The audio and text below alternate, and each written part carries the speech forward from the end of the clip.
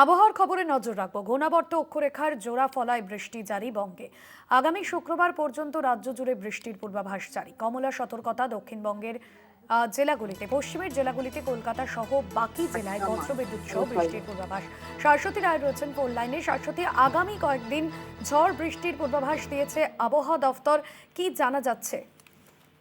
দেখো, আলিপুর আবহাওয়া দপ্তরের যে পূর্বাভাস সেই অনুযায়ী একটি ঘূর্ণাবর্তের অবস্থান রয়েছে সাব হিমালয়ান ওয়েস্ট বেঙ্গল এবং তার পার্শ্ববর্তী অংশে, এবং তার সঙ্গে একটি অক্ষরেখার অবস্থান রয়েছে যেটি দক্ষিণ পূর্ব রাজস্থান থেকে একেবারে গাঙ্গেয় পশ্চিমবঙ্গের উপর দিয়ে অবস্থানরত, যার জেরেই প্রচুর পরিমাণে জলীয় বাষ্প রাজ্যে প্রবেশ করছে এবং আগামী শুক্রবার পর্যন্ত রাজ্যের সর্বত্র বজ্রবিদ্যুৎ সহ বৃষ্টির পূর্বাভাস জারি করা হয়েছে। এবং তার সঙ্গে সঙ্গে আজকে কমলা সতর্কতা পশ্চিমের জেলাগুলির ক্ষেত্রে, বিশেষত বীরভূম, বর্ধমান, পুরুলিয়া, বাঁকুড়া, পশ্চিম মেদিনীপুর এই জেলাগুলিতে কমলা সতর্কতা জারি, যেখানে 50 থেকে 60 কিলোমিটার বেগে দমকা ঝোড়ো হাওয়া বইতে পারে। এবং বাকি অংশে অর্থাৎ কলকাতা সহ বাকি জেলাগুলি অর্থাৎ 24 পরগনা, হাওড়া, হুগলি, নদিয়া, ঝাড়গ্রাম, পূর্ব মেদিনীপুর সহ এই জেলাগুলির ক্ষেত্রে কিন্তু জারি থাকছে 40 থেকে 50 কিলোমিটার বেগে দমকা ঝোড়ো হাওয়া এবং বৃষ্টিপাত হালকা থেকে মাঝারি কয়েক পশলা।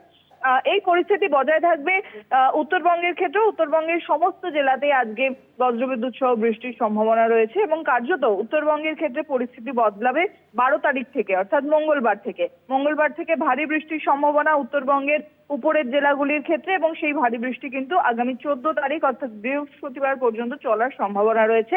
লাগাতার এই বৃষ্টিপাতে বলা যায় যে বৈশাখের যে তীব্র দাবদাহ তা থেকে মুক্তি মিলেছে বঙ্গবাসী। একদমই, ধন্যবাদ শাশ্বতী।